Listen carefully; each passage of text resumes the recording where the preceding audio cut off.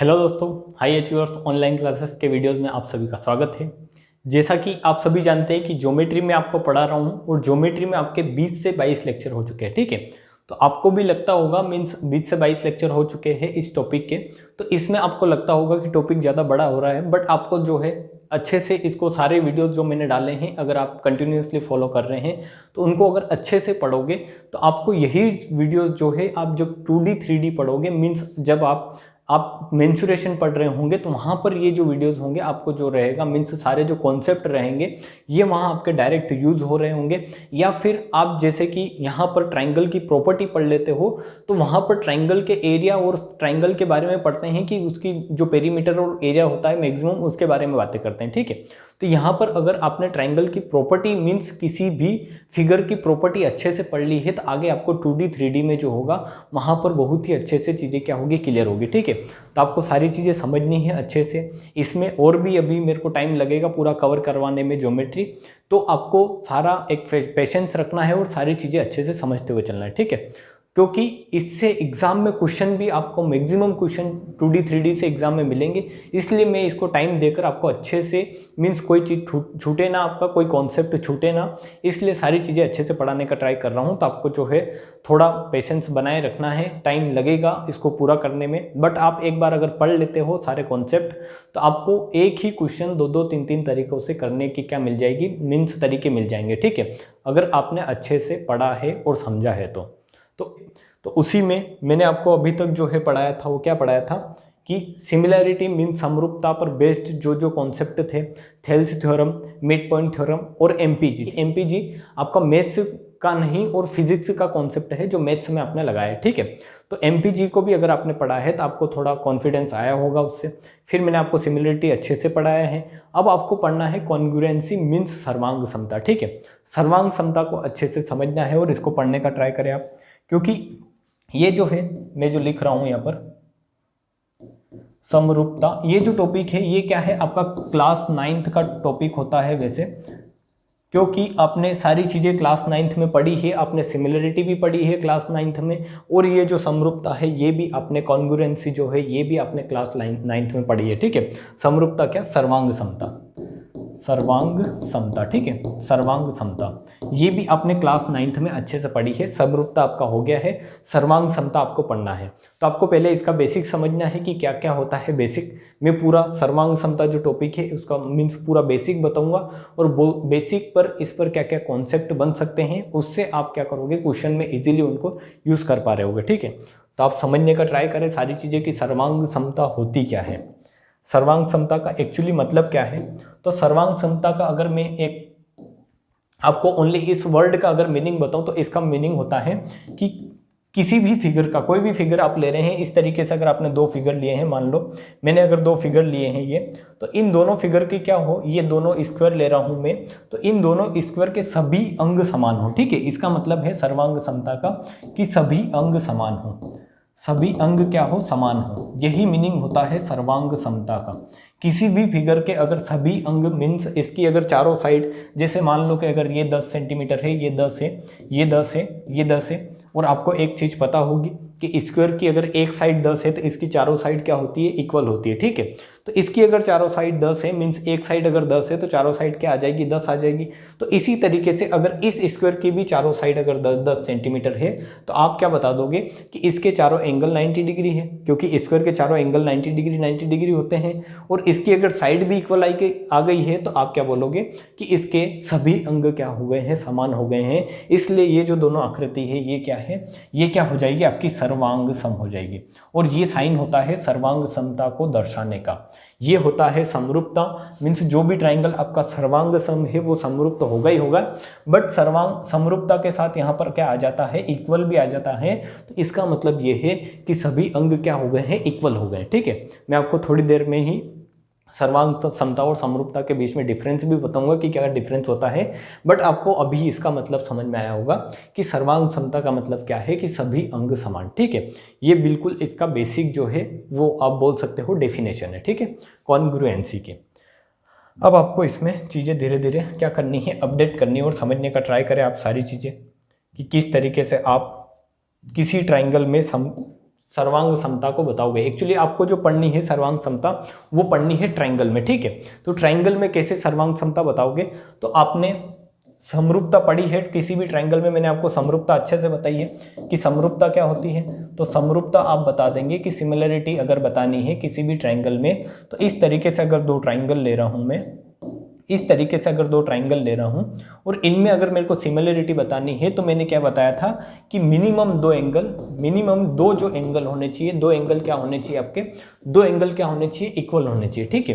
किसी भी दो अलग अलग ट्रायंगल के अगर मिनिमम दो एंगल इक्वल है, कि अगर मान लो ये अल्फा है, ये थीटा है, और इसी तरीके से इस ट्रायंगल में भी अगर दो एंगल अल्फा और थीटा है, कि अगर मान लो ये अल्फा है और ये थीटा है, तो ये दोनों ट्रायंगल क्या हो जाएंगे आपके, क्या हो जाएंगे, सिमिलर हो जाएंगे। ये कंडीशन मैंने आपको अच्छे से बताई है, ठीक है। ये कंडीशन मैंने आपको जब ये सिमिलरिटी पढ़ाई थी, समरूपता पढ़ाई थी, तो अच्छे से समझाई थी वहाँ पर। तो अगर इस तरीके से अगर ये ट्रायंगल ABC है और ये ट्रायंगल क्या है आपका PQR है, ठीक है, ये क्या है PQR। इस तरीके से ये दो अलग अलग ट्रायंगल है और इनमें अगर मिनिमम दो एंगल अगर इक्वल है, मिनिमम दो एंगल अगर इक्वल है, तो ये क्या हो जाएंगे, दोनों समरूप हो जाएंगे। और यहाँ से आप ये भी बोल सकते हो कि अगर दो एंगल अगर इक्वल है, तो इसका तीसरा वाला जो एंगल होगा वो भी क्या होगा, बराबर आ जाएगा। क्योंकि अगर आपके ये एंगल मान लो कि ये 40 है, ये 50 है, तो ये मीन्स ही अगर इसको 60 मानते हो, इसको 40 मानते हो, तो ये कितने होंगे, दोनों का योग होगा 100, तो ये कितना आएगा 80। उसी प्रकार इन दोनों का योग भी 100 होगा, तो ये कितना आएगा आपका, मतलब ये जो बीटा है ये कितना आएगा, 80 आएगा। आप रखकर देख सकते हैं और निकाल भी सकते हैं, ठीक है। तो ये तीसरा एंगल भी क्या आएगा, इक्वल आएगा। मीन्स अगर किसी भी ट्रायंगल में दो कोण अगर बराबर दे रखे हैं अलग अलग ट्रायंगल में, तो तीसरा एंगल भी क्या हो जाएगा, अपने आप क्या हो जाएगा, इक्वल हो जाएगा, ठीक है। आप रख कर देखें, ट्रायंगल बनाएं और वहाँ पर दो कोण इक्वल रख कर देखें दोनों ट्रायंगल में, तो उनका जो तीसरा एंगल आएगा वो भी क्या आएगा, इक्वल आएगा। और वो कहाँ से आएगा, तो 180 वाली प्रॉपर्टी जो होती है त्रिभुज के तीनों कोण, वहाँ से आप जो है निकाल सकते हैं, ठीक है। तो ये बेसिक चीज़ें हैं जो आप कर सकते हैं और आपको मैंने समझाई भी है सिमिलरिटी में, ठीक है। अब जो है आपको क्या पढ़ना है यहाँ पर, कि वहाँ पर आपने देखा था कि समरूपता में क्या हो रहा था, समरूपता में आपने क्या देखा था कि समरूपता में आपने देखा था कि ये जो ट्रायंगल है, सिमिलर ट्रायंगल है, इनकी जो करस्पॉन्डिंग साइड्स होती है, करस्पॉन्डिंग साइड का मतलब संगत भुजा है, ठीक है। कि अगर ये अल्फा है तो इसमें क्या है, अल्फा के सामने इस तरीके से देखना है कि इसमें अल्फा के सामने BC है और इसमें अल्फा के सामने QR है। उसी तरीके से आपको इसमें बीटा के सामने देखना है AB है और इसमें बीटा के सामने क्या है, मीन्स करस्पॉन्डिंग एंगल के सामने वाली भुजाएं देखनी, ठीक है। ऐसा नहीं ले कि यहाँ पर बीटा है तो ये साइड ले ले, तो ये साइड ले ले। इस एंगल के सामने अगर साइड ले रहे हो ये, तो यहाँ पर इसमें इस एंगल के सामने वाली साइड ही लेनी है, तभी जाके ये क्या होंगे, आपके करस्पॉन्डिंग साइड कहलाएगी, ठीक है। करस्पॉन्डिंग एंगल के सामने वाली साइड क्या कहलाती है, करस्पॉन्डिंग साइड कहलाती है। ये मैंने अच्छे से समझाया है। और ये अल्फा और अल्फा क्या है, करस्पॉन्डिंग एंगल है। बीटा और बीटा करस्पॉन्डिंग एंगल है। थीटा और थीटा क्या है, करस्पॉन्डिंग एंगल है। या ऐसा बोल सकते हैं कि बराबर भुजाओं के सामने वाली भुजाएं क्या कहलाती है, मीन्स बराबर कोण के सामने वाली भुजाएं क्या कहलाती है, करस्पॉन्डिंग साइड्स कहलाती है, ठीक है। तो आप यहाँ से बता दोगे कि इस बीटा के सामने क्या है, AB, और यहाँ पर बीटा के सामने क्या है, PR है, ठीक है। क्या है, PR है। उसी तरीके से आप देखोगे तो यहाँ पर थीटा के सामने क्या है, AC है, और यहाँ पर थीटा के सामने क्या है, यहाँ पर थीटा के सामने है PQ, ठीक है। तो इनका रेशियो क्या होता था, मैंने आपको बताया था कि इनका रेशियो क्या होता था, बराबर होता था। समरूपता में इनका रेशियो क्या होता था, बराबर। जैसे कि अगर ये एक रेशियो आपको दे रहा हूँ कि ये 3:2 है, एक रेशियो अगर मान लो कि ये 3:2 है, मैंने एक रेशियो यहाँ पर आपको दे के रख रहा हूँ मैं कि ये है साइड 3 और ये साइड 2 है, तो आप देखोगे कि BC से QR का रेशियो क्या दे रखा है, ये है BC, ये है QR, तो BC से QR का रेशियो आपको दे रखा है 3:2। तो आपको सारे रेशियो फिर AB से PR का रेशियो भी 3:2 होगा और AC से QR का रेशियो भी क्या होगा, 3:2 होगा। ये आपने सिमिलरिटी में अच्छे से समझा है। तो ये तो हो गई सिमिलरिटी। यहाँ तक मैंने आपको कहा, जो भी मैंने अभी बताया है, ये क्या है, समरूपता। अब इससे आगे इसी समरूपता को आपको चेंज करना है काई में, सर्वांग समता में। तो इसको सर्वांग समता में कैसे चेंज करोगे वो आप समझे कि जब इस तरीके से आपको दो ट्रायंगल दे रखे हैं जिनमें मिनिमम दो कोण बराबर है, बट अगर यहाँ पर एक कंडीशन और हो जाए, एक कंडीशन और क्या हो जाए कि उसमें अगर ये जो आपने करस्पॉन्डिंग साइड ली थी जिसमें रेशियो 3:2 था, ये रेशियो अगर आपका 1:1 हो जाए, ठीक है। कैसे 1:1 कि अगर ये सारे रेशियो क्या हो जाए, 1:1, इस तरीके से आप लिख ले, फिर मैं समझाता हूँ कि रेशियो 1:1 हो जाए। सर्वांग सम कैसे होंगे वो आपको देखना है, ठीक है। यहाँ पर क्या हो जाएगा, यह सर्वांग सम हो जाएगा। कैसे होगा वो आपको मैं पूरा समझाऊंगा, बट आप एक बार लिख लें कि अगर किसी भी ट्राइंगल में संगत भुजाओं का रेशियो अगर 1:1 हो जाता है तो वही ट्राइंगल आपके क्या कहलाते हैं, सर्वांग सम कहलाते हैं। ठीक है, क्या कहलाते हैं, सर्वांग सम। तो आप इसको समझने का ट्राई करें कि 1:1 कैसे। अब मैं आपको सारी चीज़ें अच्छे से क्लियर करूंगा कि 1:1 का मतलब क्या है। कि मान लो मैंने आपको बताया है कि सर्वांग समता का मतलब है कि सभी अंगों का समान होना। ठीक है, किसी भी ट्राइंगल के सभी अंग समान होना। तो यहाँ पर आप देखेंगे कि एक ट्राइंगल ये है और एक ट्राइंगल ये है। ठीक है, ये ट्राइंगल है इस तरीके से दो, यहाँ पर इस तरीके से देखें, मैं छोटे छोटे ट्राइंगल बनाता हूँ। ये दो ट्राइंगल है आपके पास। अब इनमें सभी अंग समान होने का मतलब क्या है कि इनकी तीनों साइड बराबर हो, तीनों ही मीन्स तीनों ही कोण क्या हो, इक्वल हो, और तीनों साइड भी क्या हो, इक्वल हो। तो आप देखेंगे कि ये कोण अल्फा है, ये कोण अल्फा है, ये कोण बीटा है, ये कोण बीटा है, ये कोण थीटा है, और ये कोण क्या है, थीटा है। तो आपने देखा कि ठीक है, अभी तक तीनों कोण बराबर है, तो ये क्या हो गए हैं, समरूप हो गए हैं। बट अगर इनमें तीनों ही साइड भी बराबर हो जाए, कि मान लो ये साइड 10 है तो ये साइड 10 हो जाए, ये साइड 14 है तो ये साइड भी 14 हो जाए, और ये साइड मान लो अगर 12 है तो ये साइड कितनी हो जाए, 12। तो आपको दिखेगा कि ये दोनों जो त्रिभुज हैं, ये दोनों त्रिभुज क्या है, एकदम क्या है, सर्वांग सम है। मीन्स इनमें कोई भी अंतर नहीं है, सारे ही एंगल बराबर है, और सारे ही इसमें जो साइड्स हैं वो क्या है, इक्वल है। तो यहाँ पर अगर आप इस तरीके से इसको समझे, आप इसको देखें एक बार कि इसमें मैंने क्या किया है कि इसमें सारे ही एंगल बराबर हैं और सारी साइड्स क्या है, बराबर है। मीन्स इसके सभी अंग क्या है, समान हो गए हैं, इसलिए ये क्या है, सर्वांग सम है। ठीक है, सभी अंग सम हो गए। अब इसमें आपको समझना है कि यहाँ से ये वाली कंडीशन आप कैसे समझेंगे कि ये जो करस्पॉन्डिंग साइड्स का रेशो 1:1 कैसे होगा। ठीक है, तो आप यहाँ पर अगर देखें, तो करस्पॉन्डिंग साइड्स क्या होती है, मैंने आपको बताया है कि करस्पॉन्डिंग एंगल के सामने वाली साइड करस्पॉन्डिंग साइड। अगर ये एंगल अल्फा है तो इसमें ये एंगल क्या है, अल्फा है, तो ये क्या हो गए, करस्पॉन्डिंग एंगल हो गए। तो इनके सामने वाली साइड के इसके सामने ये, और इसके सामने वाली साइड ये क्या हो जाएगी, ये क्या हो जाएगी, करस्पॉन्डिंग साइड हो जाएगी। ठीक है, तो इनका जब रेशियो लेंगे आप, तो इन दोनों का रेशियो 12/12 कितना आएगा, तो आप बता देंगे 1/1 आएगा। उसी तरीके से इन दोनों करस्पॉन्डिंग साइड का रेशियो लेंगे 10 और 10 का, तो ये भी कितना आएगा, 10/10 मीन्स 1/1 हो गया। रेशियो का मतलब होता है कि दोनों को एक दूसरे से भाग दे दो। ठीक है, और इसी तरीके से अगर ये रेशियो देखेंगे तो ये 14/14 कितना हो जाएगा, तो ये हो जाएगा आपका 1/1।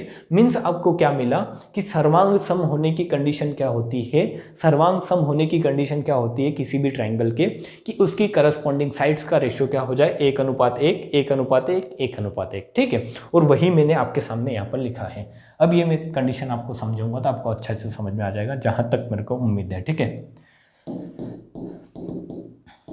अब आपको ये चीज़ें अच्छे से समझ में आएगी कि मैंने अगर ये 1:1 लिखा है तो इसका मतलब क्या है कि सभी साइड्स क्या हो जाएगी, सभी साइड्स क्या हो जाएगी, इक्वल। सभी साइड्स मीन्स इसकी सभी संगत भुजाएं क्या हो जाएगी, संगत भुजाएं क्या हो जाएगी, बराबर। ठीक है, संगत भुजाएं बराबर होगी, ऐसा लिखना है। संगत भुजा का मतलब बहुत बड़ा होता है, क्योंकि सभी साइड्स इक्वल होने का मतलब ये हो जाता है कि मान लो इसकी 15 है तो ये 15, ये 15, सारी ही साइड्स इक्वल हो जाए, ऐसा नहीं है। इसकी सभी संगत भुजाएं इक्वल होगी। ठीक है, संगत भुजाओं का मतलब क्या है कि BC QR मीन्स ये जितना BC होगा उतना ही QR होगा। जैसे ये 4 है तो ये भी 4 होगा। उसी प्रकार AB से PR मीन्स अगर ये AB अगर आपका 10 है तो इसमें जो PR है ये भी क्या होगा, 10 होगा। संगत भुजाएं क्या होगी, इक्वल होगी। ठीक है, संगत भुजाएं क्या होगी, इक्वल होगी, ये आपको ध्यान में रखना है। और अगर इक्विलेटरल ट्राइंगल है, समबाहु त्रिभुज है, तो वहां पर आप मान सकते हो कि वहां पर क्या होगी, इसकी भी सभी साइड और इसकी भी सभी साइड क्या हो जाएगी, इक्वल हो जाएगी। बट वो एक अलग कंडीशन है, वहां पर तो आप समझ ही जाओगे कि अगर दो समबाहु त्रिभुज है और दोनों की साइड अगर 10-10 सेंटीमीटर है तो वो अपने आप में क्या हो जाएंगे, सर्वांग सम हो जाएंगे। क्योंकि समबाहु त्रिभुज की अगर आपके पास समबाहु त्रिभुज है तो समबाहु त्रिभुज की अगर एक साइड 10 है तो इसकी ये जो तीनों साइड होगी यही क्या होगी, 10-10-10 होगी। ठीक है, तो अगर इसी तरीके से एक ट्राइंगल और दे रखा है जिसकी तीनों साइड 10-10-10 सेंटीमीटर है तो ये दोनों अपने आप में क्या हो जाएंगे, सर्वांग सम हो जाएंगे। तो ये चीज़ें आप समझ सकते हो। ठीक है, बट अगर आपको इस तरीके से ट्राइंगल दे दे कि जो इक्विलेटरल नहीं है, जो क्या है आपका इक्विलेटरल ट्राइंगल नहीं है, विषम बहु त्रिभुज है, तो उसमें सर्वांग समता कैसे होगी कि उसके सभी संगत भुजाएं, आप यहाँ पर देखने का ट्राई करें। संगत भुजाएं क्या होती है, आपको समझ में आ गया होगा कि मीन्स जो आपके जो करस्पॉन्डिंग एंगल्स हैं उनके सामने वाली साइड्स करस्पॉन्डिंग साइड्स कहलाएगी। और आपने देखा कि ये BC इस QR के करस्पॉन्डिंग है। अगर ये 4 है तो ये भी कितनी होनी चाहिए, 4 होनी चाहिए। अगर ये 10 है AB तो ये PR भी 10 होना चाहिए, क्योंकि ये क्या है, संगत भुजाएं हैं, ठीक है। उसी प्रकार अगर आप ले रहे हैं कि ये क्या है, आपका 12 है, तो ये भी कितना होना चाहिए, ये कितना होना चाहिए, PQ क्या होना चाहिए, 12, क्योंकि AC और PQ क्या है, आपकी संगत भुजाएं हैं। तो इस तरीके से अगर रेशो बनता है इनका, अगर आप रेशो लेंगे कि ये 4/4 कितना आएगा, 4/4 कितना होगा, 1/1 होगा। उसी तरीके से ये 10/10 कितना होगा, तो ये भी 1/1 होगा। उसी तरीके से आप अगर 12/12 करेंगे तो ये भी कितना आएगा, 1/1 आएगा। मीन्स सारी ही संगत भुजाओं का रेशियो क्या होगा, आपका 1:1 होगा। और वही क्या कहलाएगा आपका, वही कहलाएगा आपका सर्वांग सम त्रिभुज, ठीक है। क्या कहलाएगा, सर्वांग सम त्रिभुज। तो आपको पूरा बेसिक से मैंने बताया है, सारी चीज़ें एक एक चीज़ें करके बताई है मैंने, अच्छे से समझ में आया होगा इसका मतलब सर्वांग समता का। और ये जो है सारी चीज़ें है कि सर्वांग समता में की कंडीशन क्या होती है, कि सर्वांग समता की कंडीशन होती है कि किसी भी त्रिभुज में सभी संगत भुजाओं का जो रेशियो हो वो क्या हो जाए, 1:1 हो जाए, ठीक है। अब आपको एग्जाम में किस तरीके से पूछा जाता है वो आपको समझना है, ठीक है। क्योंकि आपको यहाँ तो मैंने दिया हुआ है कि सारी साइड मैंने इक्वल दे दी, आपको ये 10-10 दे दी है, ये 12-12 दे दी है और ये 4-4 दे दी है। तो आपको एक्चुअली यहाँ पर समझने में कोई भी दिक्कत नहीं हो रही है कि सामने दिख रहा है कि ये क्या हो रहा है, इक्वल हो रहा है। बट एग्जाम में किस तरीके से पैटर्न बनते हैं वो आपको समझना है, ठीक है। तो आप इसमें समझे कि सर्वांग समता, आप लिखें कि सर्वांग समता कैसे देखेंगे, ठीक है। सर्वांग समता की कंडीशन क्या क्या होती है, किस तरीके की कंडीशन होती है सर्वांग समता की। मीन्स आपको अगर सारी साइड इक्वल नहीं दे रखी हो, सारे ही एंगल इक्वल अगर नहीं दे रखे हो किसी क्वेश्चन में, तो भी आप सर्वांग समता कैसे बताएंगे कि ये ट्रायंगल सर्वांग सम होंगे, वो आपको समझना है। किस तरीके की कंडीशन हो सकती है सर्वांग समता की, ठीक है। तो आपको 3 से 4 कंडीशन है जो लिखनी है और जिनको मैं समझाऊंगा भी सही। इसकी 4 कंडीशन है, इन्हीं चारों कंडीशन को आपको अच्छे से समझना है और इन्हीं कंडीशन से आपसे क्वेश्चन भी पूछे जाएंगे एग्जाम में। डायरेक्टली इससे एग्जाम में क्वेश्चन पूछे जाते हैं। अगर आप स्टेट लेवल का एग्जाम दे रहे हैं, कोई भी पुलिस का, SI का अगर एग्जाम दे रहे हैं, तो वहाँ पर इस पर बेस्ड डायरेक्ट क्वेश्चन आएंगे जो यहाँ से आप डायरेक्ट समझ सकते हैं, ठीक है। डायरेक्ट क्वेश्चन का मतलब ये है कि मैं जो प्रॉपर्टी बताऊंगा उसी प्रॉपर्टी पे ऊपर क्वेश्चन आएंगे, ठीक है। आप समझे कैसे, किस तरीके से, कि अगर एस मीन्स अगर आपको इस तरीके से दे रखा है एस का मतलब क्या होता है, आगे आप समझोगे कि ये अगर भुजा एक एक लेकर मैं समझाऊंगा आपको, बट अभी आपको लिख लेना है भुजा मीन्स अगर 2 ट्राइंगल की तीनों ही भुजाएं अगर समान दे दे तो वो क्या कहलाएंगे, तीनों भुजाओं समान होने का मतलब क्या है मैं आपको बताऊंगा अभी। तो आपको पहले लिखना है कि एस का मतलब है कि तीनों ही भुजाएं समान दे दे तो वो सर्वांग सम होंगे। फिर अगर आपको साइड मीन्स 2 भुजाएं और एक बीच का एंगल, फिर आपको एंगल मीन्स 2 एंगल और एक बीच की साइड, और एक प्रॉपर्टी होती है इसकी RHS means right angle hypotenuse side. ये होती है 4 प्रॉपर्टी। इन 4 प्रॉपर्टी से आप बता सकते हो कि कोई ट्राइंगल क्या होगा, सर्वांग सम होगा, ठीक है। तो एक स्टेप बाय स्टेप मैं आपको सारी ही ये कंडीशन जो है बताता हूँ, समझाता हूँ कि एस का मतलब क्या है। एस का मतलब क्या है, तो एस का मतलब है कि इस तरीके से अगर आपके सामने 2 ट्राइंगल है, ये 2 ट्राइंगल है, और इन दोनों ट्राइंगल की अगर आपको मान लो कि ये ABC है, ये ABC है, और ये क्या है आपका PQR है, ठीक है। ये क्या है PQR, इस तरीके से 2 ट्राइंगल है। तो इन दोनों ट्राइंगल के आपको साइड का मतलब ये यहाँ पर क्या है कि तीनों ही भुजाएं, ठीक है। साइड भुजा मीन्स अगर इसकी भुजा जैसे मैंने अभी ली थी कि ये भुजा 10 है, ये भुजा 10 है, ये भुजा 12 है, ये भुजा 12 है, और ये भुजा इसकी 4 है, और ये भुजा इसकी 4 है। मीन्स इसकी भी तीनों साइड क्या है 10 12 4, इसकी भी तीनों साइड क्या है 10 12 4। तो आप ये देखोगे कि इन दोनों ट्राइंगल की क्या है, तीनों भुजाएं क्या है, इक्वल हैं। तो ये दोनों ट्राइंगल क्या होंगे, आपके सर्वांग सम होंगे। मीन्स इनके सभी अंग क्या होंगे, समान होंगे। यहाँ पर एक कंडीशन आप सोच सकते हो कि आपको एंगल नहीं दे रखे हैं, बट अगर तीनों साइड ही इक्वल दे रखी है तो एंगल अपने आप क्या हो जाएंगे, इक्वल हो जाएंगे। क्योंकि जो साइड जैसे ये 10 है तो इसके सामने अगर जो एंगल यहाँ पर बना होगा वही एंगल यहाँ पर बना होगा, क्योंकि बाकी लेंथ क्या है इनकी समान आ रही है। इसलिए जो रेशियो साइड का है उसी रेशियो में आपके क्या होंगे, एंगल भी होंगे यहाँ पर, ठीक है। ये आपको अच्छे से समझ में आया होगा। अगर आपने बेसिक पढ़ा है ट्राइंगल का तो आपने कुछ चीज़ें वहाँ पर समझी है, जैसे कि इस तरीके से कि अगर साइड्स इक्वल होती है तो उनके सामने वाले एंगल, जैसे ये 2 साइड इक्वल होती है किसी ट्राइंगल में, किसी ट्राइंगल में अगर दो साइड इक्वल होती है तो उनके सामने वाले एंगल इक्वल होते हैं। तो उसी तरीके से यहाँ पर प्रॉपर्टी है कि अगर इसमें 10 12 4 अगर ये साइड है तो ये जो एंगल बने होंगे ये क्या बने होंगे, इनके करस्पॉन्डिंग एंगल, कि 10 के सामने वाला एंगल अगर थीटा है तो यहाँ पर भी क्या रहा होगा, थीटा ही रहा होगा। अगर इसमें 12 के सामने अगर मान लो अल्फा है तो यहाँ पर इसमें 12 के सामने क्या रहा होगा, अल्फा ही रहा होगा। और अगर इसमें 4 के सामने अगर मान लो कि बीटा है तो इसमें इस 4 के सामने क्या रहा होगा, बीटा ही रहा होगा, क्योंकि ये ट्राइंगल की क्या होती है, प्रॉपर्टी होती है। ठीक है, तो आप बोल दोगे कि अगर 3 साइड अगर बराबर दे रखी हो किसी भी ट्राइंगल में, आपको तीनों साइड अगर बराबर दे रखी हो या रेशियो क्या दे रखा हो, यहाँ से एक कंडीशन और बन सकती है। क्या बन सकती है कि इन तीनों साइड का रेशियो आपको दे दे। ठीक है, क्या दे दे, रेशियो। एक कंडीशन तो ये कैसा लिख कर दे आपको, या फिर आपको ऐसे पूछ सकता है, ऐसे पूछने के चांस ज़्यादा है कि आपको क्या दे दे, रेशियो इक्वल दे दे। कैसे कि अगर आपको ए बी से पी क्यू, क्योंकि ए बी के जो है ये जो ए बी है इसके संगत भुजा क्या है, पी क्यू है, और आपको दे दे कि ए सी से पी आर, और आपको दे दे कि बी सी से क्यू आर का रेशियो अगर आपको 1:1 की फॉर्म में दे दिया है तो आप क्या बता दोगे कि तीनों करस्पॉन्डिंग साइड का रेशियो क्या है, इन दोनों ट्राइंगल में तीनों ही करस्पॉन्डिंग साइड्स का रेशियो क्या है, 1:1 है। मीन्स आप ये बता देंगे कि ये क्या होंगे, ये जो दोनों ट्राइंगल है आपके ये क्या होंगे, सर्वांग सम होंगे, इनमें सभी अंग क्या होंगे, समान होंगे। ठीक है, एक कंडीशन मैंने आपको बता दी है। अब आपको चलना है इस सेकेंड वाली कंडीशन में कि इसका मतलब क्या है, ये आप समझे। साइड एंगल साइड, ठीक है, क्या लिखे आप, साइड एंगल साइड वाली कंडीशन आपको अच्छे से समझ में आई है। अब आपको समझना है साइड एंगल साइड।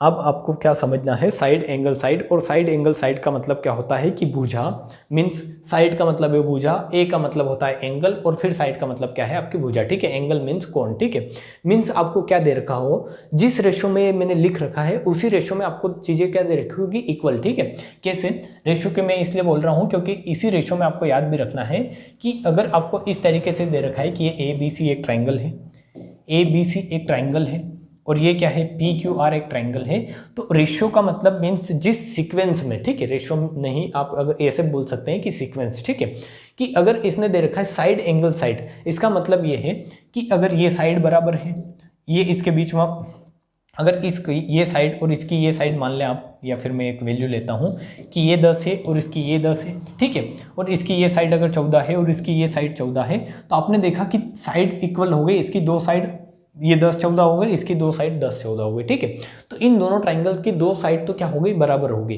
अब आपको देखना है कि एक एंगल भी क्या होना चाहिए, इक्वल होना चाहिए। तो वो एंगल मस्ट है कि इन दोनों साइड के, कहाँ लिख रखा है मैंने, बीच में लिख रखा है, तो इन दोनों साइड के बीच वाला एंगल अगर आपका बराबर हो गया, कि ये एंगल भी थीटा और ये एंगल भी थीटा हो गया, तो आप बता दोगे कि ये दोनों ट्राइंगल क्या हो जाएंगे, सर्वांग सम हो जाएंगे। ठीक है, कैसे, आप यहाँ पर इस कंडीशन में क्या हुए, इस कंडीशन से क्वेश्चन पूछे जाने के चांस आपके ज़्यादा रहते हैं, क्योंकि इसमें जो है आप जो है क्या देखते हैं कि दो साइड बराबर है और एक एंगल बराबर होना चाहिए, बट एक्चुअली कंडीशन ये होती है कि दो साइड के बीच वाला एंगल जो होता है वो बराबर होना चाहिए। ठीक है, ये जो दोनों साइड आपने ली है कि ये मान लो 10 14 है, और इसमें अगर इस तरीके से होती, मान लो ये 10 होती और ये 14 होती, तो इन दोनों साइड के बीच वाला एंगल जो है वो बराबर होना चाहिए। ठीक है, ये कंडीशन आपको अच्छे से याद रखनी है कि किसी भी ट्राइंगल में दो साइड बराबर हो, दो अलग अलग ट्राइंगल में दो साइड बराबर हो, और उनके बीच का अगर एंगल बराबर है कि ये भी थीटा है ये भी थीटा है, तो ये दोनों क्या हो जाएंगे, आपके सर्वांग सम हो जाएंगे। क्या हो जाएंगे, सर्वांग सम।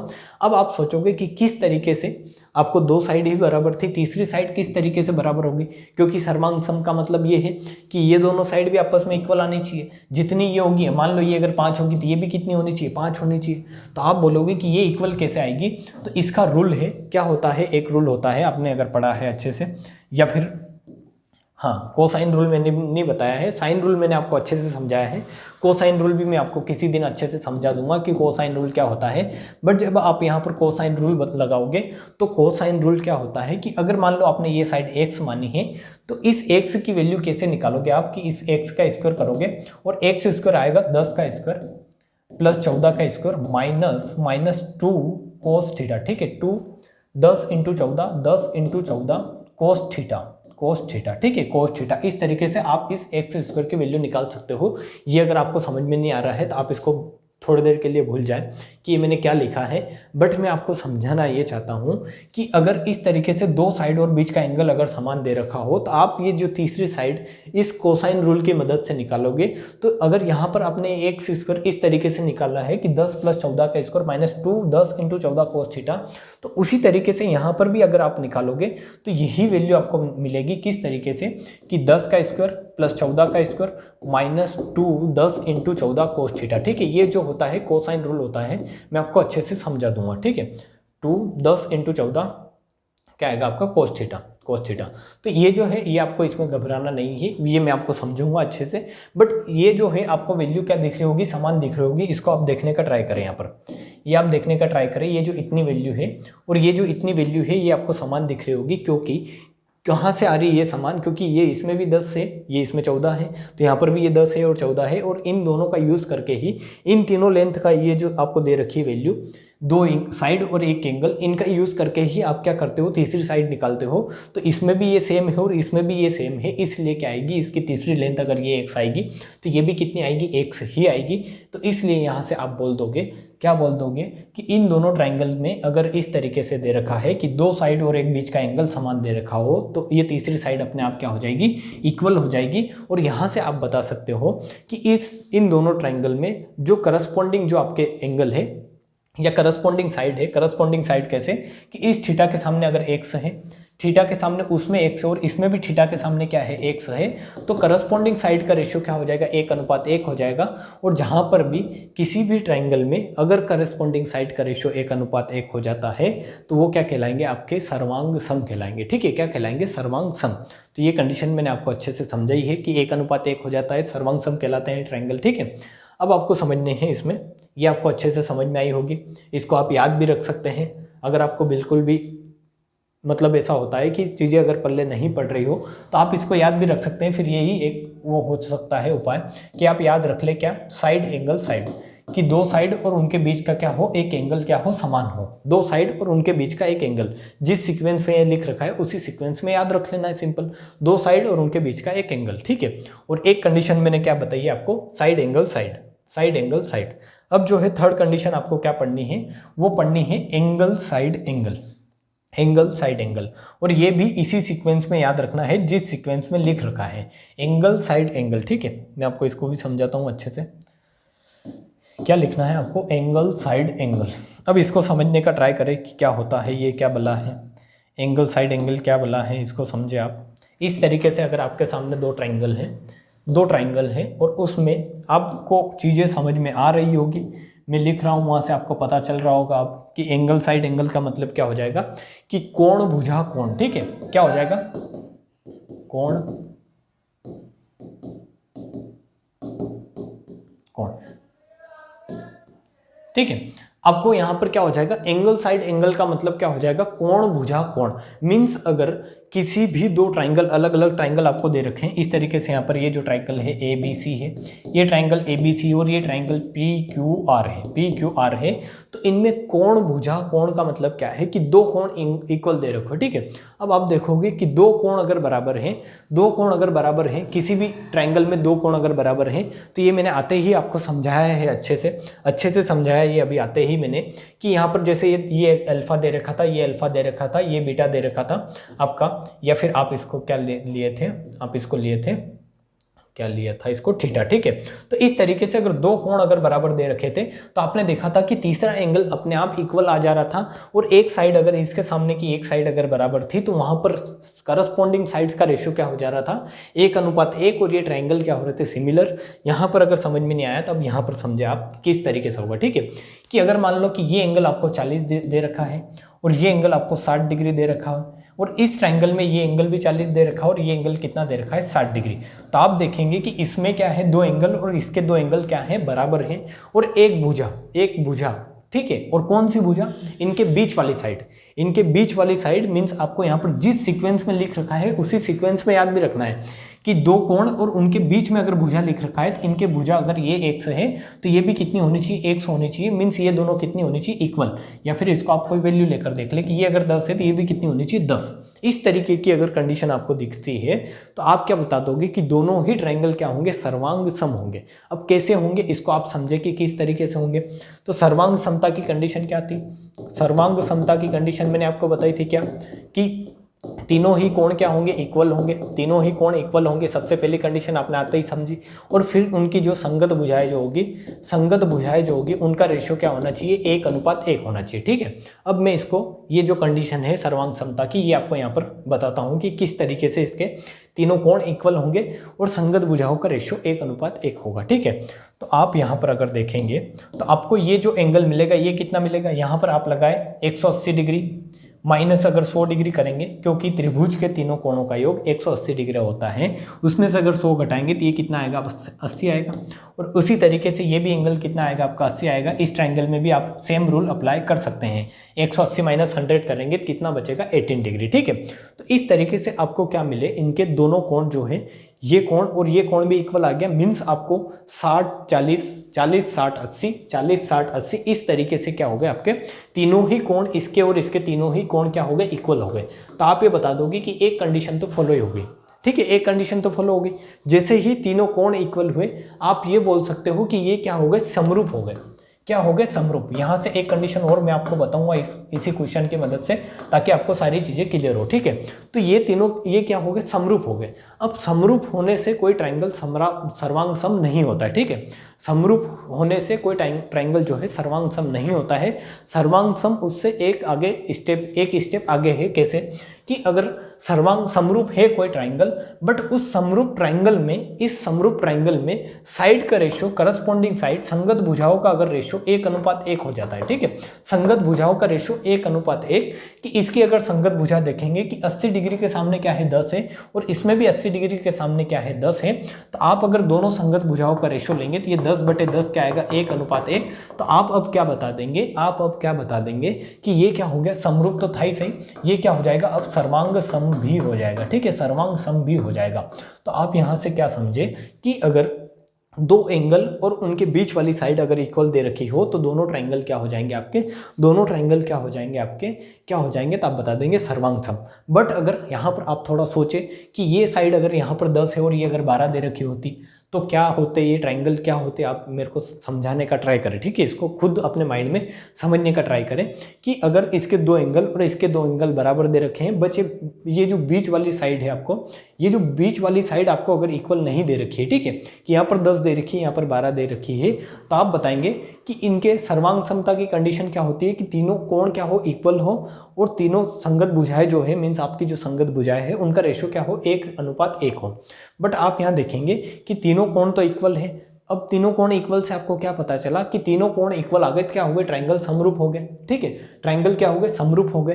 तीनों कोण अगर इक्वल होते हैं तो ट्रायंगल क्या कहलाते हैं, समरूप ट्रायंगल कहलाते हैं। ठीक है, अब उसके बाद आप देखोगे कि समरूप हो गए, बट अब इसमें आपको देखना है कि इन दोनों जो करस्पॉन्डिंग साइड का रेशियो है वो क्या है, 10/12, मीन्स क्या है, 5/6 है। तो यहाँ से क्या पता चलेगा आपको, यहाँ से पता चलेगा कि अगर इनका रेशियो 1:1 नहीं है, इसलिए ये क्या होंगे, सर्वांग सम नहीं होंगे। क्या होंगे, सर्वांग सम नहीं होंगे। अब अगर आपने इनको अगर 1:1 में बना लिया कि इसको क्या कर दिया, 10/10 कर दिया, तो ये क्या हो जाएंगे, जो समरूप ट्रायंगल थे वो क्या हो जाएंगे, आपके सर्वांग सम भी हो जाएंगे, क्योंकि इनकी संगत भुजाओं का रेशियो क्या हो गया, 1:1। तो यहाँ से एक रिजल्ट निकलेगा, और रिजल्ट क्या है कि सभी जो सर्वांग सम होते हैं, सभी आपके सर्वांग सम जो ट्रायंगल होते हैं, सर्वांग सम जो ट्रायंगल होते हैं वो क्या होते हैं, समरूप होते हैं। ठीक है, समरूप भी होते हैं। बट आपने अभी देखा कि जैसे ये समरूप था, जैसे ये 10 और 12 था, तो समरूप होने के बावजूद भी ये सर्वांग सम नहीं हुआ था। तो आप इसका उल्टा जो है वो क्या होगा, ट्रू नहीं होगा, इसका उल्टा ट्रू नहीं होगा। ठीक है, उल्टा जो होगा वो क्या होगा, गलत होगा। कि आप ऐसा नहीं बोल सकते कि सभी समरूप ट्रायंगल सर्वांग सम होंगे, बट आप ऐसा बोल सकते हैं कि सभी सर्वांग सम ट्रायंगल जो होंगे वो क्या होंगे, समरूप होंगे। हर कंडीशन में सर्वांग सम ट्रायंगल क्या होंगे, समरूप होंगे। ठीक है, और सर्वांग समता की कंडीशन क्या है, तो आप बता देंगे कि क्या होना चाहिए, कोण भुजा कोण, मीन्स दो एंगल और उनके बीच की एक साइड क्या होनी चाहिए, इक्वल होनी चाहिए। फिर मैंने आपको एक कंडीशन क्या बताइए, आप सारी कंडीशन देखते चले ताकि आपको रिवाइज भी होता चले। मैंने बताया था साइड एंगल साइड, मीन्स दो भुजा बीच का एंगल, फिर दो एंगल बीच की भुजा, दो कंडीशन ये, और तीनों ही भुजाएं क्या हो, इक्वल हो। ठीक है, अब आपकी एक और बची है यहाँ पर कंडीशन, वो क्या है, एक कंडीशन और बची, वो है आपकी RHS। क्या है, RHS। इसका मतलब क्या है ये आप समझने का ट्राई करें कि RHS का मतलब क्या है। यहाँ पर R का मतलब है राइट एंगल। क्या है, राइट एंगल। अब राइट एंगल क्या होता है आप सभी को पता होगा। राइट एंगल का मतलब होता है समकोण। समकोण का मतलब क्या होता है, समकोण का मतलब होता है कि कोई एंगल क्या हो इस तरीके से, मतलब एक लाइन पर आपने क्या डाल दिया है, इस तरीके से अगर एक लाइन पर आपने परपेंडिकुलर डाल दिया है, तो परपेंडिकुलर अगर डालेंगे तो वहां पर कितना एंगल बनेगा, 90 डिग्री का। ठीक है, तो ये क्या कहलाएगा आपका 90 डिग्री का जो एंगल होता है हमेशा वो क्या कहलाता है, समकोण। तो एक है R का मतलब है राइट एंगल, फिर आपका क्या हो, हाइपोटेनियस का मतलब क्या होता है, कर्ण, आप समझे ये कर्ण, और फिर क्या हो, एक साइड। ठीक है, एक भुजा। इस तरीके से अगर दे रखा है आपको हाइपोटेनियस, राइट एंगल और एक भुजा अगर आपको इक्वल दे रखी है दो अलग अलग ट्राइंगल में, तो आप क्या बता देंगे कि वो क्या होंगे, सर्वांग। कैसे, इनको भी समझे आप, इसको भी समझने का ट्राई करें कि इस तरीके से अगर आपको दो ट्राइंगल दे रखे हैं, यहाँ पर मान लें एक ट्राइंगल ये है, आपको सारी चीज़ें समझ में आ रही होगी मेरे को जहाँ तक उम्मीद है। मैंने आपको बिल्कुल भी मतलब ज़्यादा कुछ नहीं बताया है, मैंने आपको 2-3 कंडीशन बताई है अभी तक। क्या बताई है, साइड साइड साइड। पहले सबसे पहले तो आपको ये याद रखना है कि सर्वांग समता की कंडीशन क्या होती है। तो दो कंडीशन याद रखनी है सर्वांग समता की, कि तीनों कोण इक्वल हो। किसी भी ट्राइंगल में मिनिमम दो कोण इक्वल दे रखे हो, तीनों अपने आप इक्वल हो जाते हैं। ठीक है, तो तीनों कोण इक्वल हो और हर संगत भुजा का रेशो क्या हो जाए, 1:1 हो जाए। किसी भी ट्राइंगल में अगर संगत भुजाओं का रेशो 1:1 हो रहा है, और 1:1 का सिंपल मतलब ये है कि संगत भुजाएं क्या होनी चाहिए, बराबर होनी चाहिए, सिंपल। ठीक है, तो वो क्या होंगे, आपके सर्वांग सम होंगे। अब यहाँ पर आप देखें कि यहाँ पर आपको क्या दे रखा है कि राइट एंगल मीन समकोण कर्ण भुजा, समकोण कर्ण भुजा।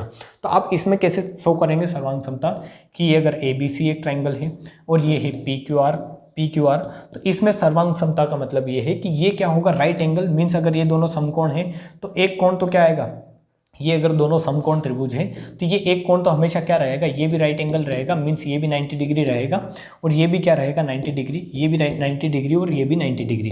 कोई भी अगर दो राइट एंगल आप ड्रॉ करेंगे, किसी भी साइज और किसी भी शेप के अगर राइट एंगल ड्रॉ कर रहे हैं, तो उसमें एक कोण तो क्या रहता है, हमेशा क्या रहता है, एक कोण 90 डिग्री का रहता है। ठीक है, एक कोण हमेशा 90 डिग्री का रहता है।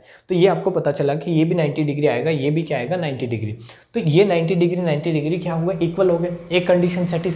फिर आप आएंगे इसके पास, कर्ण के पास। तो इसमें अगर कर्ण आपको मान लो कि अगर 5 दे रखा और इसमें भी कर्ण अगर 5 दे रखा है, तो आपकी दूसरी कंडीशन भी क्या हो गई, सेटिस्फाई हो गई। आपने देखा राइट एंगल इक्वल है, हाइपोटेनियस इक्वल है, और एक साइड आपको कोई सी भी इक्वल दे दी जाए, कि मान लो अगर इसकी ये साइड अगर 4 है और इसकी अगर ये साइड आपको 4 दे रखी है, तो आप ये बता दोगे कि इसकी ये जो साइड अगर मान लो x आएगी, तो इसकी ये साइड भी कितनी आएगी, x आएगी। ठीक है, कैसे आप निकाल सकते हैं, यहाँ पर आप निकाल सकते हैं, बट अभी आपको थोड़ा सा समझना है, मैं आपको निकाल के भी बताऊंगा कि अगर ये इस तरीके का अगर फॉर्मेशन दे रखा है, तो आप क्या बता देंगे कि यहाँ पर क्या लग रहा है, राइट एंगल हाइपोटेनियस और एक साइड, ये वाली साइड और ये वाली साइड, मीन्स यहाँ पर कोई सी भी साइड हो सकती है, जरूरी नहीं है कि कौन सी साइड आपको फिक्स कर रखी हो। ठीक है, मीन्स इन दोनों लेग्स में से ये जो दोनों इसके जो टांगे हैं इस राइट एंगल की, लेग्स इसलिए बोलते हैं क्योंकि ये 90 डिग्री बना रही है। ठीक है, तो इन दोनों 90 डिग्री बनाने वाली भुजाओं में से कोई सी भी अगर एक भुजा आपको इक्वल दे रखी हो, कि मान लो ये आपको 3 दे रखा और इसमें ये क्या दे रखा है, आपको 3 दे रखा है। ठीक है, इस तरीके से ये 3 दे रखा है, ये 3 और ये 3, तो आप बता दोगे कि ये दोनों अगर भुजाएं इक्वल है, एक एंगल इक्वल है, हाइपोटेनियस मीन्स कर्ण इक्वल है, तो आप क्या बता दोगे कि ये क्या हो जाएंगे, सर्वांग सम हो जाएंगे। अब आपको देखना है कि ऐसे एक साइड से अगर इक्वल है तो दोनों ही साइड इक्वल कैसे आएगी, ये भी 4 है और ये भी 4 है, तो आप कैसे बताएंगे कि ये सर्वांग सम है। तो अगर आप इसकी तीसरी साइड निकालोगे, तो वो कैसे आएगी कि 25 मीन्स आप यहाँ पर पाइथागोरस लगा सकते हो, जहाँ पर राइट एंगल है वहाँ पर आप पाइथागोरस लगा सकते हो इजीली। ठीक है, तो पाइथागोरस से आप बता दोगे कि ये 25 का स्क्वायर माइनस क्या हो जाएगा, 4 का स्क्वायर हो जाएगा। ये जो साइड होगी ये क्या हो जाएगी, 25 का स्क्वायर माइनस 4 का स्क्वायर। ठीक है, तो ये कितना आएगा, 25 स्क्वायर माइनस 4 स्क्वायर मीन्स 9, तो ये हो जाएगा आपका 3। ठीक है, कितनी आ जाएगी, ये साइड आ जाएगी 3। ये आपको एज ए ट्रिपलेट भी ये याद होगा, 3 4 5 जो क्या होती है, ट्रिपलेट होती है। ठीक है, तो यहाँ पर भी क्या होगी, ये साइड कितनी आएगी, 3 आएगी। तो आपको क्या मिला, इन दोनों ट्राइंगल में क्या मिला कि तीनों ही साइड इक्वल है, और तीनों ही साइड इक्वल है और एक बीच का कोण भी इक्वल है। तो यहाँ पर आप अब 2 से 3 कंडीशन लगा सकते हो कि 2 साइड इक्वल है, इनके बीच का कोण इक्वल है, 2 साइड इनके बीच का कोण इक्वल है, तो ये क्या हो जाएंगे, सर्वांग सम हो जाएंगे। तो आप यहाँ पर बता दोगे कि अगर इस तरीके की कंडीशन है, राइट एंगल हाइपोटेनियस साइड, क्या है, राइट एंगल हाइपोटेनियस साइड, कोई सी भी एक साइड की ये जो 3 आपने निकाला है ये अगर नहीं भी दे रखा हो तो भी ये दोनों ट्राइंगल क्या होंगे, आपके इक्वल होंगे। कंडीशन क्या है, राइट एंगल हाइपोटेनियस साइड वाली कंडीशन से आपके क्या हो जाएंगे, इक्वल हो जाएंगे। ठीक है, तो ये सारी ही चीज़ें आपको अच्छे से समझ में आई होगी। मैंने आपको सर्वांग क्षमता की कंडीशन क्या क्या हो सकती है सारी कंडीशन बताई है, एक बार और रिवाइज करवाते चलता हूँ आपको, तो अच्छे से और क्लियर हो जाएगा। सबसे पहली कंडीशन, आप इसको अब उल्टी तरीके से समझे, उल्टे सीक्वेंस में, कि क्या है, right angle hypotenuse side means एक राइट एंगल, एक कोण 90 डिग्री का होना चाहिए, एक कर्ण होना चाहिए और एक भुजा अगर आपको बराबर दे रखी हो, कर्ण अगर इक्वल है और एक भुजा अगर इक्वल है, तो ये जो दोनों साइड आप निकालोगे कि मान लो अगर ये 3 आई थी तो ये भी कितनी आएगी, 3 आएगी, और यहाँ पर आपको मिलेगा कि इसकी तीनों ही भुजाएं क्या हो रही है, इक्वल हो रही है। साइड के अब साइड का रूल भी यहाँ पर क्या हो जाएगा, लागू हो जाएगा कि इसकी जो तीनों साइड है वही सेम इस त्रिभुज की भी तीनों साइड और इस त्रिभुज की भी तीनों साइड क्या है, सेम है, आप ये ऐसा बोल सकते हो। तो ये क्या हो जाएंगे, सर्वांग सम हो जाएंगे। क्या हो जाएंगे, सर्वांग सम। और ये साइन आपको याद रखना है कि सर्वांग समता का साइन क्या होता है, इस तरीके से। ठीक है, अब फिर आपको देखना है साइड मैंने बताया अच्छे से कि तीनों साइड बराबर इक्वल हो जाएंगे, ये तो आपको पता ही होगा, समझ ही लेंगे यहाँ तो, ये तो बिल्कुल बेसिक है। फिर आपको समझना है साइड एंगल साइड, तो जिस सीक्वेंस में लिख रखा है उसी सीक्वेंस में आपको याद भी रखना है। Side angle side means 2 side और उनके बीच का एक एंगल, 2 साइड और उनके बीच का एक एंगल। ठीक है, ये दोनों साइड है इस तरीके से यहाँ पर, तो इनके बीच का एंगल क्या होना चाहिए, इक्वल होना चाहिए। ऐसा नहीं कि आपको यहाँ पर ये थीटा और यहाँ पर ये थीटा दे रखा हो और आप सर्वांग समता लगा रहे हैं, वहाँ पर कंडीशन क्या हो जाएगी, आपकी गलत हो जाएगी। ठीक है, फिर आप देखेंगे तो एंगल साइड एंगल, क्या है, angle side angle means 2 angle और उनके बीच की एक साइड, ये 2 एंगल है तो इनके बीच वाली ये जो साइड है ये क्या होनी चाहिए, इक्वल होनी चाहिए। और यहाँ से क्या मैंने आपको ये भी बताया था कि सभी सर्वांग सम जो ट्राइंगल होते हैं वो क्या होते हैं, समरूप होते हैं, बट सभी समरूप ट्राइंगल सर्वांग सम हो ये जरूरी नहीं होता है। ठीक है, सभी समरूप ट्राइंगल सर्वांग सम किस कंडीशन में होंगे सर्वांग सम आपके, तो वो कंडीशन होगी कि उनकी संगत भुजाओं का रेशियो क्या हो जाए, 1:1 हो जाए। ठीक है, बट अगर सभी सर्वांग सम आपको ट्राइंगल दे रखे हैं मीन्स अगर सर्वांग सम त्रिभुज अगर दे रखे हुए हैं तो वो क्या होंगे, समरूप होंगे ही होंगे, क्योंकि समरूपता की कंडीशन क्या होती है कि तीनों एंगल या मिनिमम 2 एंगल समान हो। बट सर्वांग समता की कंडीशन वो इससे एक स्टेप आगे होती है कि इसमें संगत भुजाओं का रेशियो 1:1 होना चाहिए, बट समरूपता में ऐसा कुछ अलाउ नहीं है, उसमें 2:3 हो सकता है। समरूप भुजाओं का रेशियो मीन संगत भुजाओं का रेशियो 3:5 हो सकता है, 4:5 हो सकता है, इस तरीके से कुछ भी हो सकता है। ठीक है, बट सर्वांग समता के लिए जरूरी है कि भुजाओं का रेशियो क्या हो, 1:1 हो। ठीक है, ये आपको समझ में आया होगा। फिर मैंने बेसिक जो बताया इसका वो आपको अच्छे से समझ में आया ही होगा कि समरूपता होती क्या है, मीन सर्वांग समता होती क्या है। तो समरूपता से किस तरीके से अलग है ये भी आपको पता चल गया होगा कि इसमें रेशियो क्या होना चाहिए, 1:1, और इसमें रेशियो कुछ भी हो सकता है संगत भुजाओं का। ठीक है, और तो सारी कंडीशन सेम है कि इसमें भी क्या होंगे, तीनों कोण बराबर होंगे और इसमें भी तीनों कोण बराबर होंगे, बट जो संगत भुजाओं का रेशियो इसमें जो होगा वो कुछ भी हो सकता है। कुछ भी होने का मतलब कि साइड अलग अलग हो सकती है। ठीक है, इसमें साइड अलग अलग हो सकती है, बट इसमें जो है साइड क्या होगी, सभी अंग समान है, इसलिए साइड क्या होगी, आपकी इक्वल होगी। साइड भी क्या होगी, आपकी इक्वल होगी। ठीक है, और यहीं से आप बोल सकते हो कि इसमें आकार तो मीन्स शेप तो इक्वल होगा। ठीक है, कि अगर इसमें यहाँ पर मैं स्क्वायर बना रहा हूँ तो दूसरा भी क्या होना चाहिए, स्क्वायर ही होना चाहिए। तो शेप इक्वल है, बट जो है इसका शेप साइज जो है वो बड़ा छोटा हो सकता है क्योंकि भुजाएं अलग अलग हो सकती है। ठीक है, कि अगर मान लो आपका ये अगर एक स्क्वायर मैंने बनाया, ये मान लो अगर आपके 2-2 सेंटीमीटर साइड का है और एक स्क्वायर में 1-1 सेंटीमीटर की साइड का बना रहा हूँ, तो आप बोलोगे कि इसमें भुजाओं का रेशियो मायने नहीं रखता है, इसमें एंगल बराबर होने चाहिए। तो इसमें भी चारों एंगल 90-90 डिग्री के हैं और इसमें भी चारों एंगल क्या है, 90-90 डिग्री के हैं। तो ये क्या हो जाएंगे, आपके क्या हो जाएंगे, समरूप होंगे। बट अगर यही रूल आप यहाँ पर लगाओगे सर्वांग समता में, तो यहाँ पर कंडीशन ये होगी कि एंगल तो बराबर होना ही चाहिए, कि ये दोनों राइट एंगल तो होने ही चाहिए। बट उसमें एक कंडीशन और है कि इसमें सारी ही साइड, अगर इसमें 2-2 सेंटीमीटर है तो इसमें भी सारी साइड कितनी होनी चाहिए, 2-2 सेंटीमीटर। तो आप ये बोल सकते हो कि इस जो सर्वांग समता है इसमें साइज और शेप दोनों क्या होने चाहिए, इक्वल होने चाहिए। मीन्स जो साइज़ है अपने जो भी लिया है, जैसे 2-2 सेंटीमीटर का है, तो साइज़ और शेप का मतलब ये है कि इसका ये अगर राइट एंगल है तो ये भी क्या होना चाहिए, राइट एंगल। ऐसा नहीं कि आप यहाँ पर एक राइट एंगल बना रहे हो 2-2 सेंटीमीटर का, मीन्स राइट एंगल क्या स्क्वायर बना रहे हो 2-2 सेंटीमीटर का, और एक क्या बना रहे हो इधर क्या बना दिया आपने, जो है सर्कल बना दिया, ठीक है, 2 सेंटीमीटर का, तो वो कंडीशन यहाँ पर फिर फॉलो नहीं होगी, ठीक है। तो ये सारी चीज़ें आपको समझ में आई है।